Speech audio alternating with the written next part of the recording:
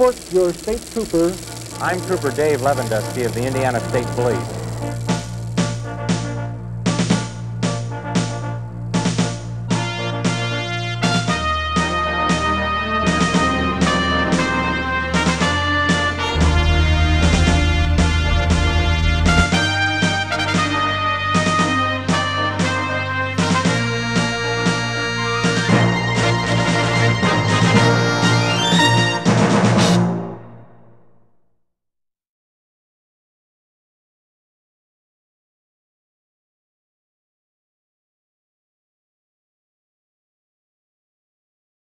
Name is Noel Houze. PE number. PE 1441. Date you were sworn in. I was sworn in September the 1st, 1964, and I retired September the 30th, 1993.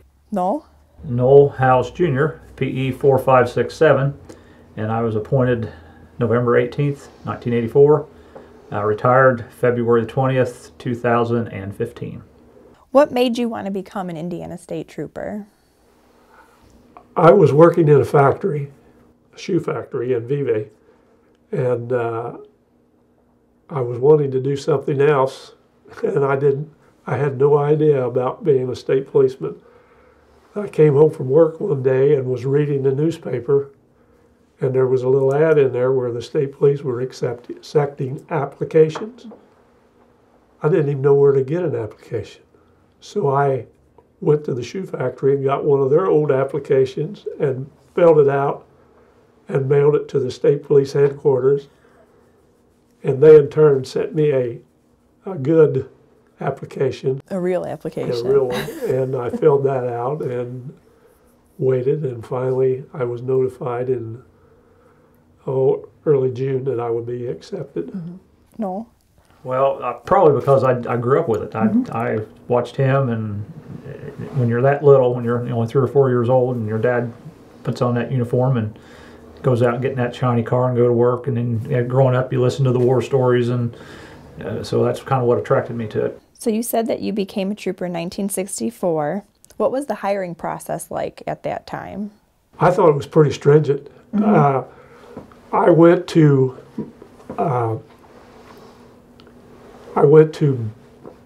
it was either Bloomington or Bedford, mm-hmm. to an armory, and for my first test. And I got there, and the place was crowded. It was full. Mm-hmm. There was a lot of applicants there, and I thought, what's this poor country boy doing here? But I took the test, and I passed that. And then it just kept going on, and had psychological tests, had physicals, had interviews, and fortunately I made it. You did? Yeah. What about you, Noel? Well, I tested in the basement of the state office building, what's mm-hmm. now the government center, and I was kind of the same way. I got up there and I looked around, and there's just like all these people testing. And then, as I recall, if you passed the test, then the next phase was the background investigation. Mm-hmm. And of course, there was interview, physicals, psychological testing, polygraph. They did polygraph. They started polygraph maybe in the 70s. In the mid-70s, mm-hmm. I think, yeah. How were you notified that you got into academy? Registered letter. A registered letter? Registered mm-hmm. letter, yes. Mm-hmm. How do you know? Same thing. Same thing? Got it in the mail. Mm-hmm. How long was academy? 8 weeks. 8 weeks? Yes. What were some of the courses that you took while you were at academy? Well, we had right training, we had first aid, driving, history of the state of Indiana, mm-hmm. law, criminal and traffic, mm-hmm.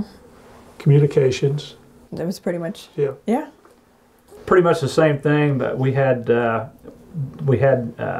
think maybe 40 hours of psychology. An FBI agent came in and talked about basically the criminal mind, and we had I'm trying to think what else we had that would have been different, that they added since he came on. We had a retired English teacher come in and taught report writing. Mm-hmm. Everybody really loved her, Mrs. Libby.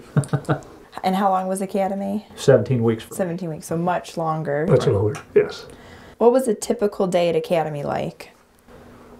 Get up early in the morning, PT, well, then rush back to the dorm. We were at IU, and rush back to the dorm, get a shower, get our clothes on, and get out in line for inspection. And after inspection, march to the Union Center building where we had our breakfast. And then we'd march back to the geology building where we had all our classes. And we'd have 45 minutes of class and then a 10 or 15 minute smoke break, and that was our day. And then in the evening when we got through with supper, it was study time and kind of lights out at about 10 o'clock, 11 o'clock. Ours, I don't think we had PT every morning. There were some days we had PT in the afternoons, but it was pretty much the same thing. It's inspection first thing in the morning. We'd have inspection, then we'd line up for breakfast, and after that we had class all day. They had us broken down into 3 groups. So at one point during the academy, one group may be out on the firearms range, another group may be on the driving course, while another group may be doing something else. So we split up part of the time And rotated? around. Yeah. Do you remember who your roommate was in academy? Yes, Who was it? Gordon Hockmeister. Okay. How do you Dwight know? Holbrook. Were there any difficult moments during your time at academy? Probably the one that bothered me the most was during PE. My back flew out of whack and I was really out of shape. And I told the counselors, and they took me to the doctor and they gave me a brace for my back, just an elastic brace. And I remember that Bill Sheeks was our sergeant then, our first sergeant then, and we were going to lunch, and he said, "Did you say anything on your application about back trouble or anything?" And I said, "Yeah, I did." He said, "Okay, that's all we need to know." How about you, Noel? I don't remember any real difficult. I know just about everybody stressed over the criminal law testing, because you failed criminal law, you were done. So and I wasn't overly stressed about it because I'd been a policeman. I'd been on the Rising Sun Police Department for a couple of years before I applied for the state police, and so I'd been through the basic academy and had the criminal law. I didn't have any trouble with it. So but there's always that, if I don't make it, I'm done. So I will say this I believe it was the second week we were out, and we were in line for inspection, and another one of our counselors, Sergeant Allen Duff, we're getting ready to go home, and they went through the whole rigmarole telling us to drive slow and be careful and not break any laws and all this. And then Sergeant Sheeks asked any other counselor, said, "You got anything else to say to these guys?" And Sergeant Allen Duff said, "I'd like to see Cadet Houze down on the corner." And I thought, well, I've failed something and I'm going home. So I go down there to him and shaking in my boots, and he said, "I understand you worked in a shoe factory." I said, "Yeah, I did." He was a leather maker. He made holsters and stuff. He said, "Could you get me some patent leather?" Talk about relief. And I got him some. I was able to do that. That was a little stressful. Yes. Where were you first assigned? Well, when I was training, my first 3 months, I worked a month at Versailles Post, and then I went to Connorsville, and I was up there for the next 2 months. And then when I was permanently assigned, it was at Versailles Post. Are there any memorable experiences from your first few years as a trooper? One of the worst ones was when my #1 trooper trainer was shot and killed, Bill Rayner. 51 years ago today. Oh, is it? Yeah, on the 18th. And not only that was stressful, but back then our post closed down at midnight. There was somebody there, but we shut the radio down and everything, and I happened to be on the midnight shift. And I got the phone call on it, and tried to work around that and get people out and get things organized.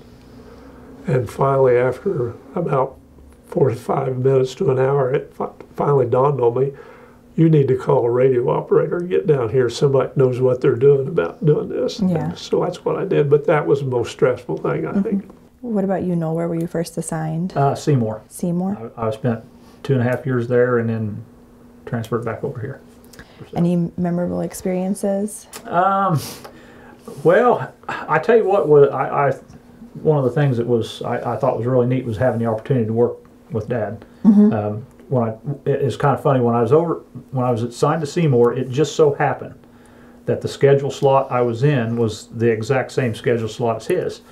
So when my days off rolled around, he was on his days off. And of course, when my wife and I would come back and for the weekend or whatever, I knew he would be home and available. And I'd always thought I'd like to work for sales post. I mean, I grew up, as a kid, a couple times I went over when he had midnight date post command, and but he told me, he said, they won't approve your transfer, because at that time, if one family member was in a supervisory position, then the other couldn't serve. Yeah. So I thought, well, we'll give it a try. So I submitted my application for transfer. My wife and I even made an appointment to go up and speak to Superintendent Shettle about it. And lo and behold, they approved the transfer. And I was assigned in Ripley County, and he was in Dearborn County. And I believe it was Colonel Cox called down and told the district commander down here that they'd approved my transfer, and they said they need to be on opposite schedules so they're not working, together. And that's what they did. I mean, we may have a couple hours overlap here and there, but we didn't work actually together for a while. And then when I got in the HPV, when they started with Mustangs and Camaros, I was on day shift all the time, and of course we worked together. And then after a while, it got to the point where there hadn't been any problems. They knew there probably wouldn't be any problems, so it was a little more flexible after that. But that's probably what I thought was the neatest. Noel, what position did you have when your son was transferred over to Versailles? I was squad leader. Squad leader? Okay. So you just couldn't be on his squad pretty much? Couldn't be in his squad, and they didn't even want us working the same shifts. Yeah. There were a couple of times that we again, when our schedules overlapped, and there was one kind of an interesting thing happened to us. In 1987, that's when my transfer was approved. IU, of course, they won the national championship that year, basketball. Well, they had the semifinals up at Cincinnati at what's U.S. Bank Arena now. Back then it was the Riverfront Coliseum.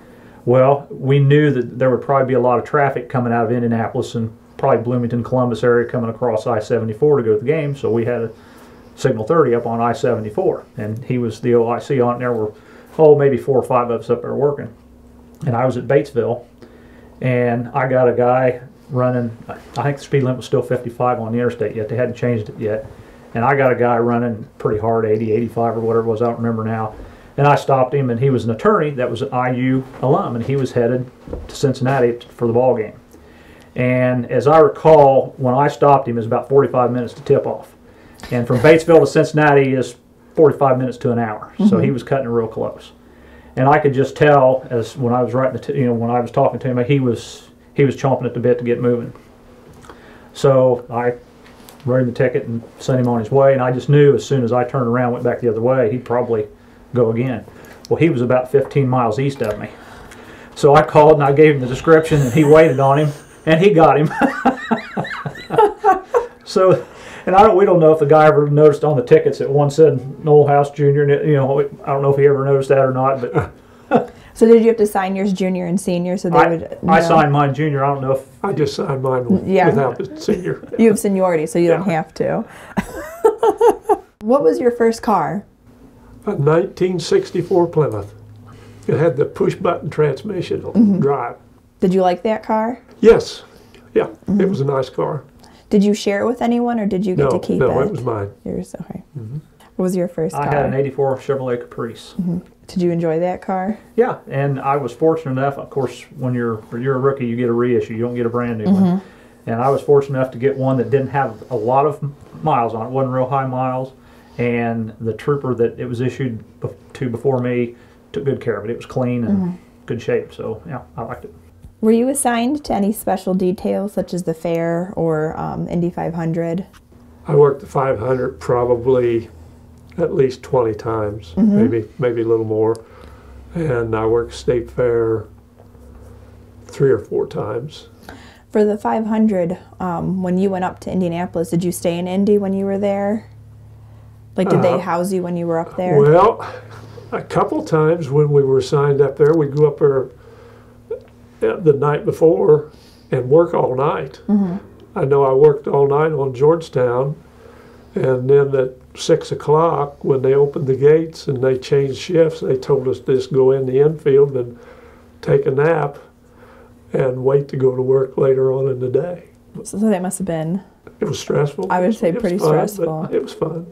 Do you have any funny stories or interesting stories from the 500? One thing I did, it wasn't really funny. It was kind of dumb on my part. I was working outside the track, and I got in. Well, I wanted to get in and watch part of the race, so I got in, and I couldn't find a good place to park. That was when the infield was just full of people, full of cars. And so I went, and I wanted to be down by the number 3 and 4 turn. So I went down in that area, and that's where the Marion County Sheriff's Department's at. They take care of that end, and the state police took care of 1 and 2.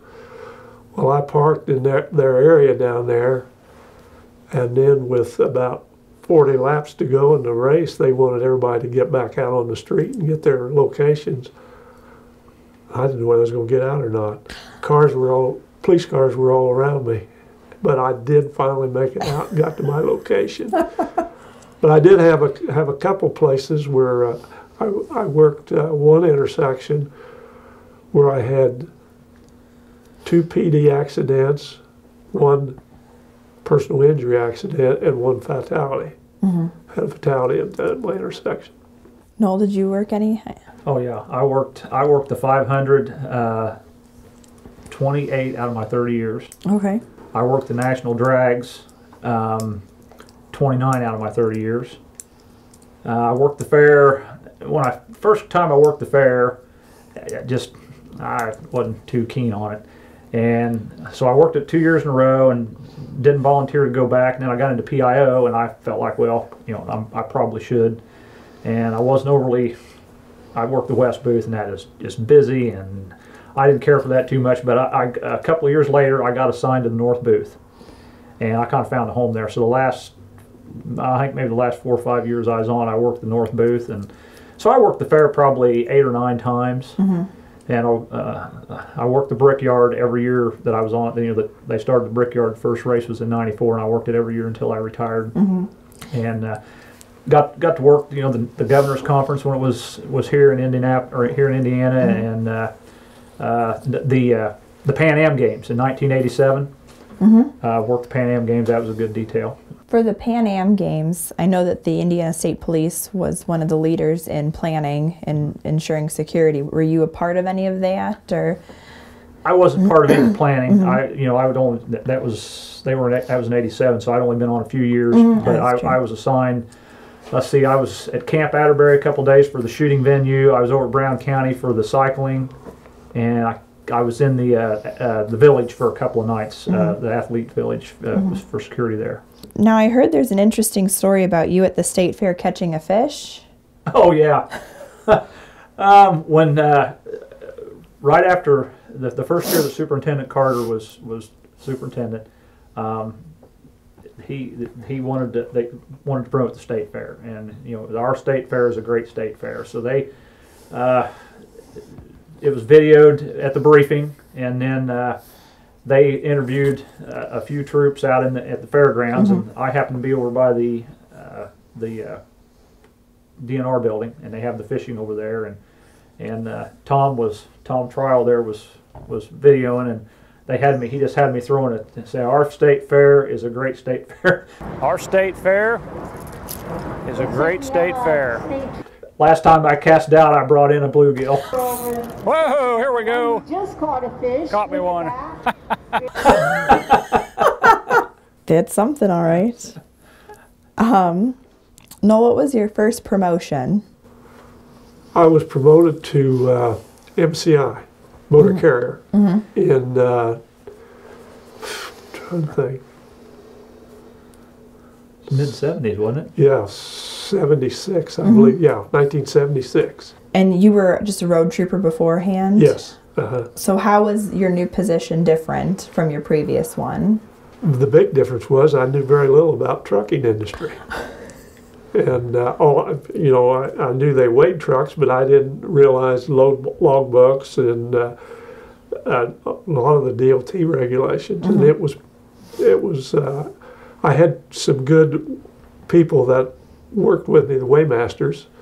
They knew their stuff, and they kept me going all right. And I was only in it for a year, and then I got promoted to squad sergeant. Noel, what was your first promotion? I was promoted to squad sergeant, and it just so happened that the squad sergeant position that he held when he retired, I filled that vacancy. Oh. I guess that worked out. Yes. What is the most dramatic change you saw during your career? I think that probably that with all the technology that's going on with police agencies today, I think the most important thing was radio communications. When I came on, I had a 30-watt radio, and I live in when I first came on, I was still living in Switzerland County, and hilly, and there were times when you had absolutely no communications whatsoever. I know I went to an accident scene one night where fortunately it was on a county road and there wasn't a lot of traffic, and a truck had hit a bridge and it was crossways and it caught on fire. And I was there for an accident scene that should have been only maybe an hour. I was there for about 4.5 hours because I couldn't get a hold of anybody on the radio. Couldn't get a wrecker. I was stuck. But with the radio communications today, it's a lot safer. It's a lot better for everybody. Noel, same question. I think it's just technology all the way around. I mean, it advances so quickly. I think from the time he came on to when I came on, of course, technology had advanced. But I think now what took 20 years from his day to mine now happens in probably 20 months. I mean, it just advances so quickly. What was the uniform like when you first started? It was the same as what we are now. The only difference was when I first came on, we only had one shoulder patch. And I can't remember which shoulder it was on. I believe it's on the left one. Okay, and then in probably 1966 or 67, they went to the double. And also in 64, they still had the boots and breeches. Oh, okay. But they didn't issue them. But Dick Westlake, trooper out of Connorsville Post, lived in Shelbyville. He was my trooper trainer when I was working at Connorsville. And he had a pair of boots and breeches, and he didn't like them and didn't wear them. And he let me have them, so I was able to wear boots and breeches for one winter. It was nice. As a matter of fact, I took him and set him in those boots and put a hat on him, took a picture.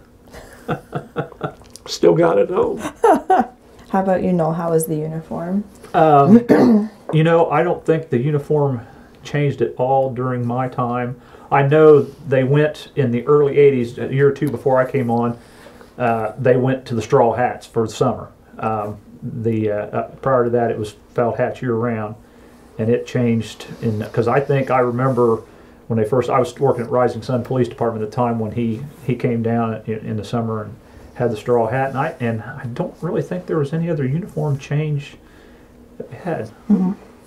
Was there anything about the uniform you didn't like? No. No? No, I liked it. It was proud to wear it. How about you, Noel? No, I liked the uniform. There was 1 year that they bought some cheap piece of junk uniform boots. They had the zippers on the side rather than a lace or a buckle, and they wouldn't hold a shine. I call them disco boots. They wouldn't hold a shine. You couldn't do anything with them. That lasted about a year, and they quit buying those.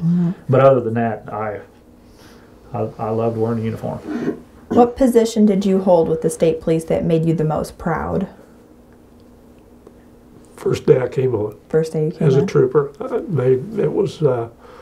It was something that I had never visioned of doing, and once I started in it, I didn't want to leave when I did leave.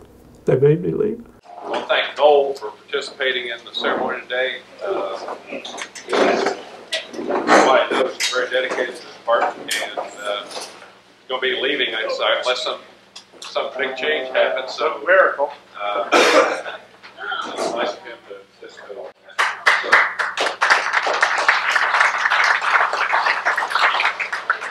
So you said that you were trooper, then you became MCI, and then you were squad sergeant. Yes.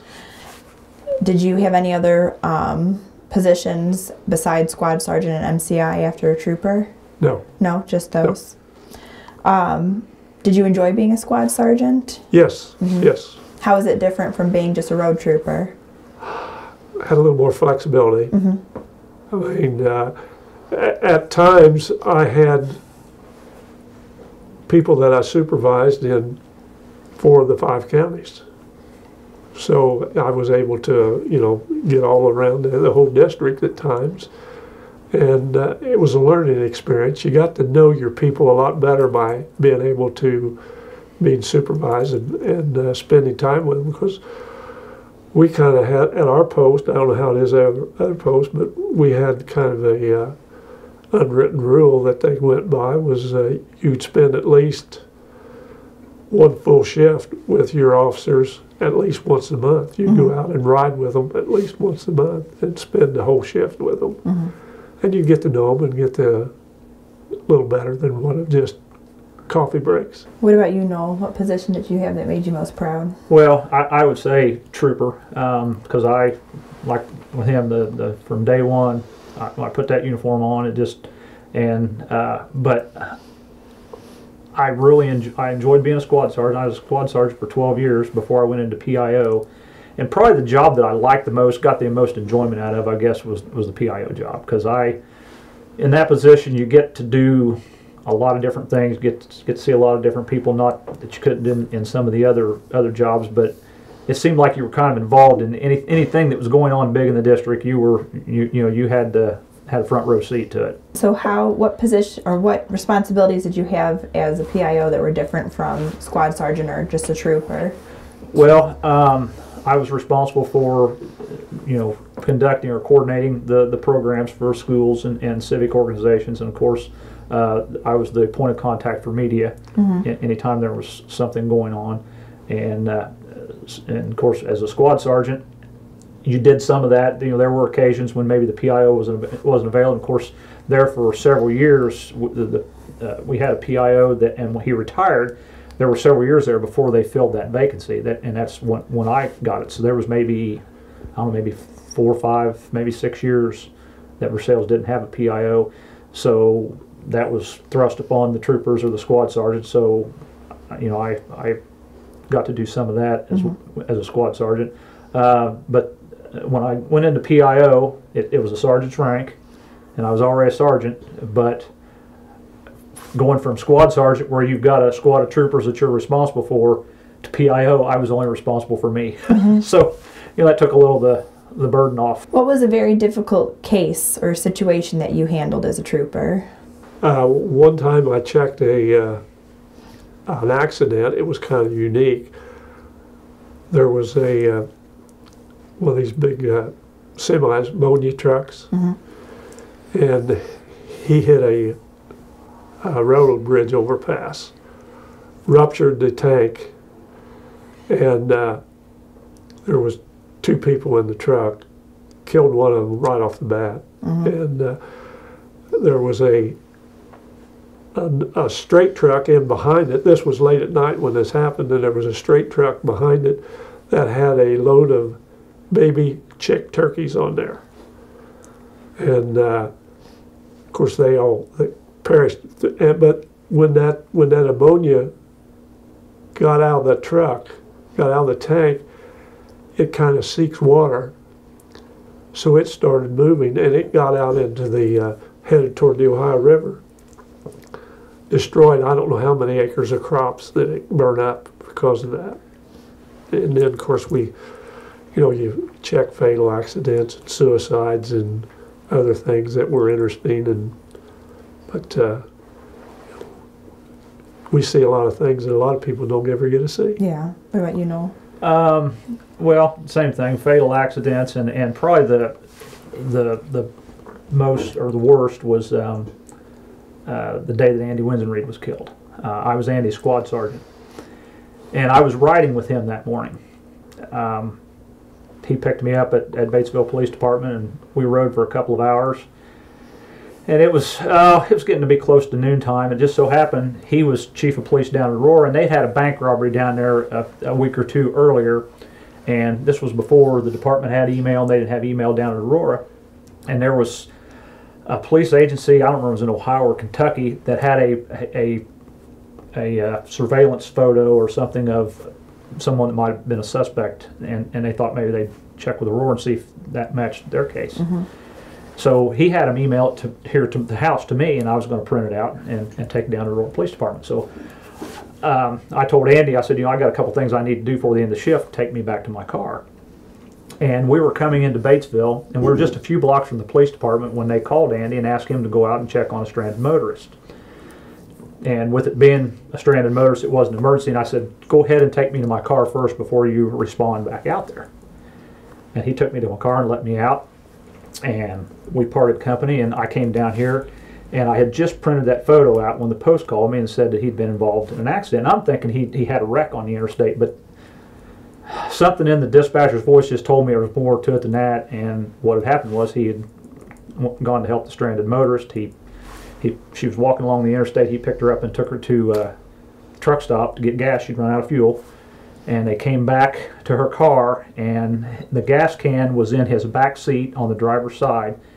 And he reached in to retrieve it as the semi came by and ran off the road and sideswiped the car and killed him. And when I got up there, I think I was the second officer on the scene. And I saw his car and, the sheets in the highway, and that was... It's a hard day. It was, and I for a long time after that, I got to think, if I had just gone out there with him, he would have gotten there sooner. The time would have been, it may not have happened. I mean, it bothered me for a long time. Yeah. I mean, still, I think about it all the time. And, yeah. But that was really, really tough. Mm-hmm. Besides the difficult situations that both of you talked about, was there any case that you dealt with as a trooper that really sticks with you, that was interesting or challenging in any capacity? Mine were pretty bland. It was just, there wasn't a lot. Well, the only thing that it wasn't a case that I worked, but I happened to be the first one at the scene. Was there was an altercation in a pool room in a little town in Dearborn County, Manchester, and they put out dispatch said there'd been a shooting there, and I happened to be the first one to get there. When I got there, you see these kind of people that are, they think they're brave and everything. And I pulled up and I talked to one of those guys that I knew, and I said, what's going on? And he just pointed across the street, and he said, that guy over there in the pool room shot another man. I said, okay. And so I go across the street, and I knew the guy in the pool room. I happened to know him. And nobody else came over to help me. But I went in, and he never gave me a minute's trouble. I was able to take care of him until the detectives got there, and the guy that got shot did pass away. Finally died. What about you, Noel? Nothing that I can think of really sticks out in my mind, because I never had any interest in getting into investigations. I never wanted to be a detective. I always felt like I wanted to wear the uniform, and when they call the detectives in, something's already happened. It's too late to do anything about it other than try to catch the bad guy and get justice for the victim and the family. Whereas when you're in uniform, it's more proactive. So nothing really sticks out in my mind as an interesting case that I can really think of right now. Probably a half hour if you guys leave, I'll think of something, but right now, no. Were you involved in any of the specialty teams? No. No? You were on the riot squad, weren't you? Well, the riot squad years yeah. ago when they had it, but that was it. How long were you part of the riot squad? Probably 3 or 4 years. Did you have any interesting call-outs with that, or? The only call out that we had was trying to think, maybe in 1966 they was having the election up at Gary. I believe there was a black candidate, I think. And they was afraid that the word was going around that if he got beat, they was going to burn the town down, and if he got elected, they was still going to burn it, because it was going to be quite a thing. And so we were up there for, I think we were up there for 4 or 5 days, and we secured the whole town, but with just a very limited number of officers, because we rode 2 to a car. But the thing they did, the supervisors that were in charge said, keep moving. Said drive around, and drive around. We were assigned certain sectors. And so it made it look like there was thousands of us there when there, in fact, there was only maybe 120. But the thing that was, when it was over with, or when the election was over with and they were counting the votes, and they found the captain, and I won't mention his name, called us all into a area to stage, which was, in my opinion, was kind of dumb. Because if somebody was going to do something, they could have got all of us at one time. Fortunately, nothing happened, and we were able to get out of there. But we were in Gary for about 4 or 5 days. Now, I heard you used to record PSAs as well. Public service announcements. Public service announcements. I helped Kenny Greaves with some once in a while. Okay. Helped him. He would do it. He did that on a radio station, and then I did do a couple of ones for the department. I think they made a mistake. They called me to do it when they wanted him. I think that's what, because I know that happened on a couple of occasions where I went to do something when he was supposed to be doing it. We will not allow this to continue. One of the PSAs I did was one of the drunk driving cases, one of the drunk driving PSAs, and after I did that, when I was at the state fair or at the 500, I'd have people come up and say, "I know you. You was in a video. I've seen you." So you got a little famous. Got a little famous out of that. What about you, Noel? Were you part of any specialty teams? I was on the, well, they changed it from riot squad to TIP in my time. I was on TIP for a while. I was on HPV, high performance vehicles. I was one of the original 20 Mustang people, and I was on the honor guard for a few years. Now, for the HPV, can you talk a little bit about that? What was it about? What was your task with that? Well, let's see. And what does it stand for, HPV? High performance vehicle. Okay. In 1988, the speed limit was still 55. I think they had raised it on the interstate to 65, but it was still 55 in other places. And the state of Indiana was kind of in jeopardy of losing some federal funding because of non-compliance with the 55 speed limit. And Larry Furness was superintendent at that time. And I don't know whether it was his idea or was a suggestion from the executive staff or where the idea came from, but they thought about purchasing high-performance vehicles, in this case would have been Mustangs, unmarked cars, just specifically for traffic enforcement.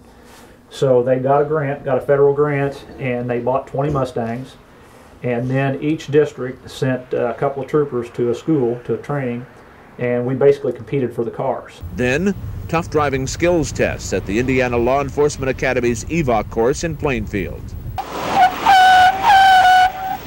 And I was fortunate enough to get the one down here at Versailles.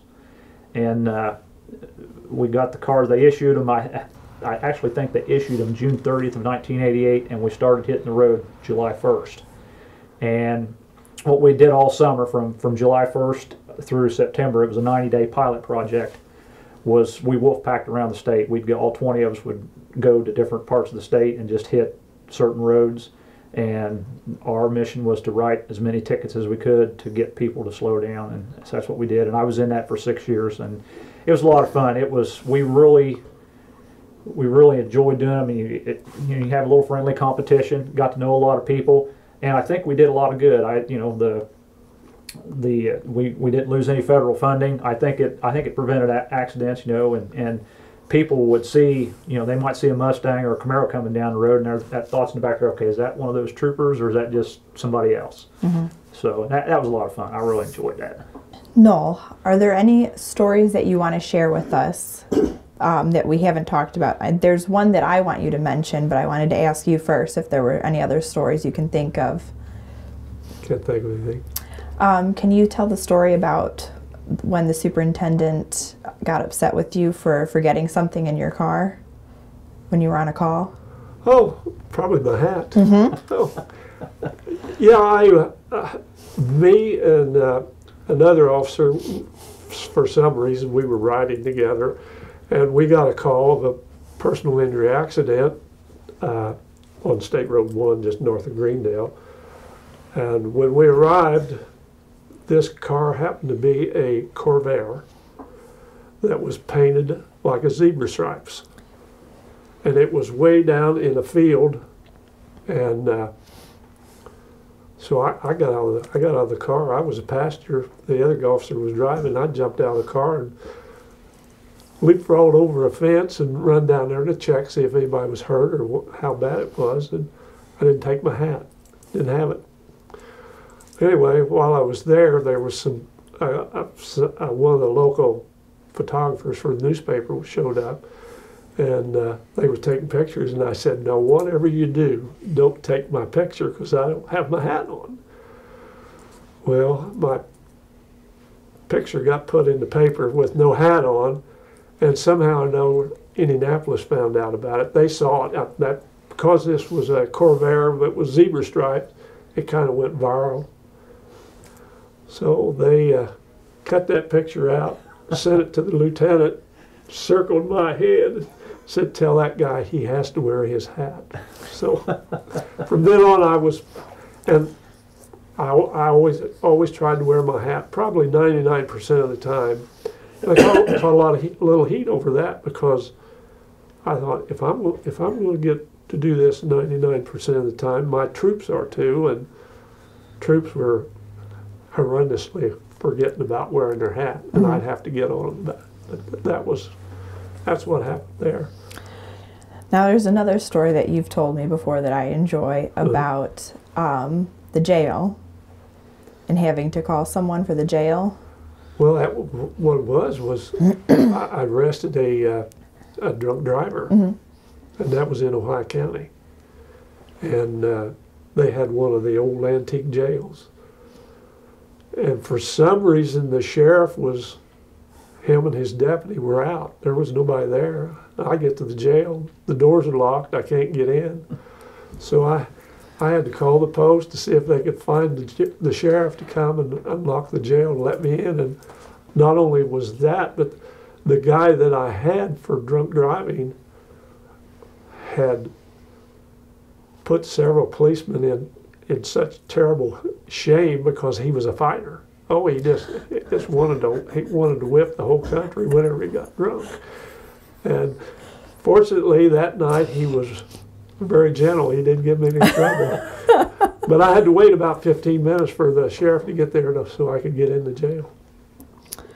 All right, are there any other stories that I'm not prompting that you want to share? I'll probably think of one after a while. Noel, do you know of any of his that you think are interesting? I don't. No, not that I can think of. I think we've hit the couple of the best ones, I think. The favorites. Yeah. I did. I was called to an accident here in Ripley County one Sunday afternoon, and I don't know why I was in Dearborn County, and I don't know why they called me to come over here, but apparently nobody was available at the time.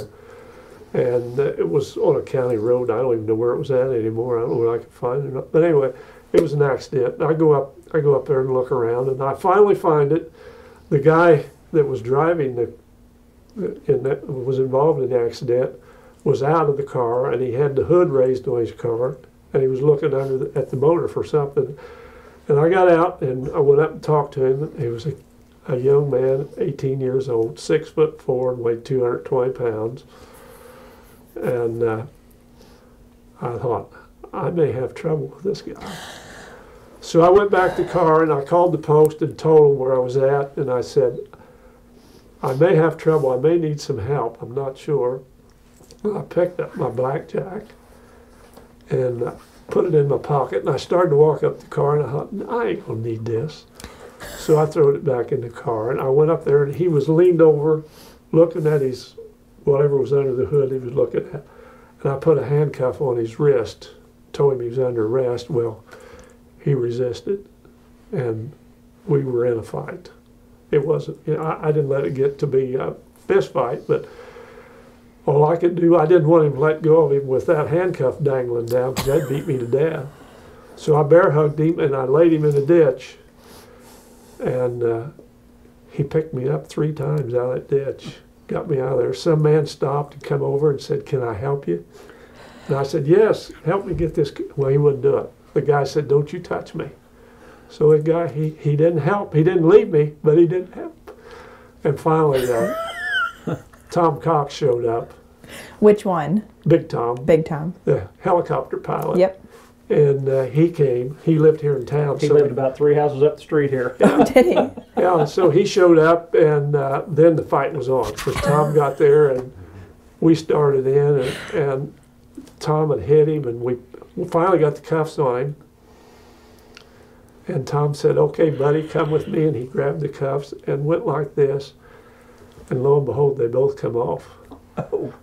So the guy was back down in the ditch, and we had to fight him some more and beat on him. And Tom hit him with a nightstick and didn't do any good. But he did finally, he punched him in the nose with his fist. And when the blood started flying, the guy gave up. He said, "That's it, I'm done." So we got to put him in jail. But it took, I was there probably 20 minutes. And stress. That was really stressful. Yeah, it sounds stressful. The guy outweighed me about 35 pounds and 18 years old. I thought of one. You were kind of were kind of the inspiration for Stop Stick. Yeah. You can tell that story. I was working US 50 down here, and I stopped a car for speeding. And when I got him stopped, he was on 101, just coming toward my lane. And as I walked up the car, I could see him looking at his rear view mirror. About the time I got to the bumper, his back bumper, he took off. And away we went. We come up here through here, just 85, 90 mile an hour, and siren blowing and everything, and he just wouldn't stop, just kept going and going. And we got up here in town, and he went into the Dairy Queen lot. And he went around the back of the Dairy Queen, and I didn't go back in. There was people in the lot there, so I didn't drive in there. I just sat out in the driveway, and just left the siren blowing and the lights going. And finally, I don't know why he didn't get out of his car and just run, but he finally decided he was going to leave. So he come out, and as he come out, I bumped his car, put a little dent in it, big dent in it. Got in trouble for that. But anyway, we chased him and finally got him stopped about 5 miles from here. And Kenny Greaves said, "There ought to be some way we can stop those guys for that." Hello, my name is Ken Greaves. I'm the inventor of Stop Stick. I'm a retired police officer. This was invented by a police officer for a police officer. And that inspired him to invent the Stop Stick. Mm-hmm. And it's used by a lot of police departments. I was probably the guy that got the thought going for Kenny to do that. Noel, do you have any stories you'd want to share with us? Well, one thing probably one of the things that I had the opportunity to do that I felt like was probably one of the most rewarding experiences of my entire career was after Hurricane Katrina hit, the Mississippi and Louisiana area. We sent down troopers from Indiana, and troopers were down there for about 6 weeks. I went down. I was in the third rotation of troops that went down. I was in the last rotation, and I was down in Biloxi and Gulfport, Mississippi for 2 weeks, and we worked 12, 14 hours a day. We didn't have a day off. We worked straight through, but it was amazing the people down there, how they appreciated it. I remember they had different distribution centers throughout the area that had food and medical supplies and things like that the people that were affected could go and get a meal, maybe get some clothes, and they told us, when you guys want something to eat, you can stop at one of these places, and they have food for you there. They'll have hot food for you.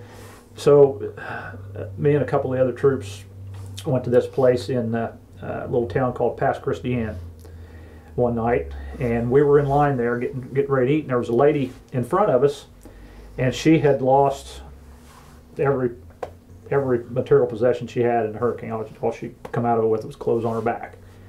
And she was concerned about us, that we were getting plenty to eat and everything. That really touched me, that this woman had lost everything, and she was concerned about us. Mm-hmm. And that was quite an experience. I got to meet a lot of good people, and I think we did a lot of good down there, and it was a lot of fun. I know when we came home, I pulled up out here that day and I unloaded my car. It's like I never got home without falling asleep. I was wore out.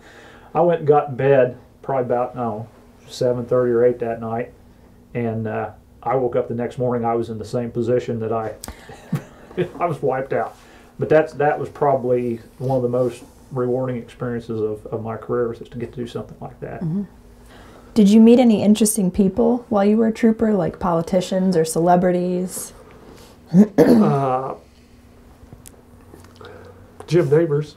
Jim Nabors. Jim mm-hmm. Nabors. My wife liked to hear him sing, and during one of the 500s, I was in the tower, and he'd sang his Back Home Again in Indiana, and I thought, maybe I'll go over there in front of 500,000 people and ask that old boy his autograph for my wife. So I did. He gave me an autograph, and I met Governor Whitcomb, mm-hmm. Governor Bowen. I helped Governor Bowen came to Vienna for the wine festival, mm-hmm. and when he got there, he was in a traffic jam. He was going to be in the parade, and he was about 2 miles from the parade where he needed to get in line. And so I caught up with him, and I said, I'll escort you on up there. I said, we can get you around all this traffic. He said, no. I said, I'll wait my turn. So we did. What about you, Noel? I met Jim Nabors also, and it's kind of funny. I'm a big Andy Griffith Show fan. I mean, mm-hmm. To me, that's the best TV show they ever made. And my wife went to the 500 with me one year, and she had on a T-shirt, and it said Wally Service Station on it. And Jim Nabors had, did the Back Home Again in Indiana thing. We were kind of in a crowd, and he noticed my wife with that shirt. He mentioned something about it, and it just so happened that I had bought a book. It was someone had written about the Andy Griffith Show. It had an episode guide in and everything. And I asked him, I had brought it with me because I had hoped that I would have the opportunity to maybe get his autograph in that book. And I asked him about it, and he said, oh yeah. He said after the race gets going, he said, you come up to my suite. He told me where I'd be. He said, you come on up there and I'll sign it for you. So race got started, and my wife and I went over to the car and got it and went up, and he got a big kick out of that, going through that and looking at some of the pictures in there, and of course he signed it. And I've got my picture. In fact, I've got it on my desk at work, me and Reba McEntire. And I got to meet some governors, and one year he and I, when Dan Quayle was vice president, he was at the 500, mm-hmm.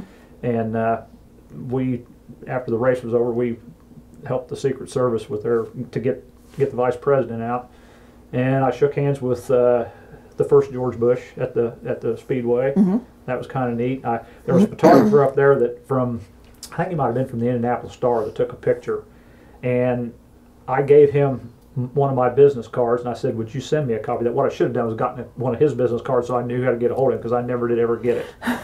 But that's that was one of the neat things about this job, is the people you get to meet. What are some things that you learned about yourself during your time as an Indiana State Trooper? Well, I learned to be a little more courteous with people, a lot nicer, and a little more disciplined with myself, and learn how to get along better with people. Yeah. I think pretty much the same thing. You have to treat people, well, you should always treat them the way you want to be treated, but you'd be in situations where you just want to cold cock somebody, but they're acting the way they did because of maybe some misfortune, and you have to be careful about that. So yeah, you learn a little diplomacy and some tact. What do you want people to know about the Indiana State Police? That for the state of Indiana, they're the best, most reliable police department that they can have contact with. They're always there. I don't think they ever turn anybody down for anything, no matter how trivial it is. They're public service people.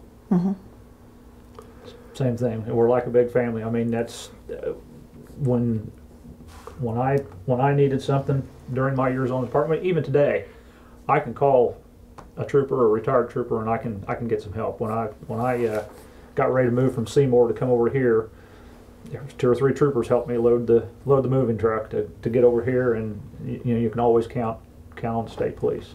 Do you have any words of wisdom for young troopers or people that are interested in becoming a trooper? The best advice I can give to anybody that is considering being a trooper is to be an Indiana State Police officer. It is not a job, it's a career. And they should consider that as a career and not as a stepping stone to go somewhere else. I agree with that, and if you have an interest in a career in law enforcement, I would push them towards the state police and tell them. And another thing is, I would say volunteer for these special details. For a guy to spend an entire career maybe at one post and never volunteer for any kind of special details, you're not going to get to know some of the other troopers around the state. I mean, you're going to run into them maybe at trainings and in-service schools and things like that, but to really get to know some of the other guys from other parts of the state, you got to work these special details, and they're fun. I mean, yeah, you got to work, but it's not. It doesn't seem like work. Yeah, you're working, but you're having fun. You got to have fun. I know one year we was working the 500, and A.J. Foyt had qualified on the front row, and they had all the cars lined up on the track, and I was there with a young troop who was with me, and he was kind of complaining about being there and everything, and I said, well, just look around. I said, we're right here, we're close enough to A.J. Foyt that we could reach out and touch him if we wanted to, and there's 500,000 people here in this crowd that would give anything to trade places with you, and this is an opportunity for you that not many people have. And so you ought to enjoy it while you can.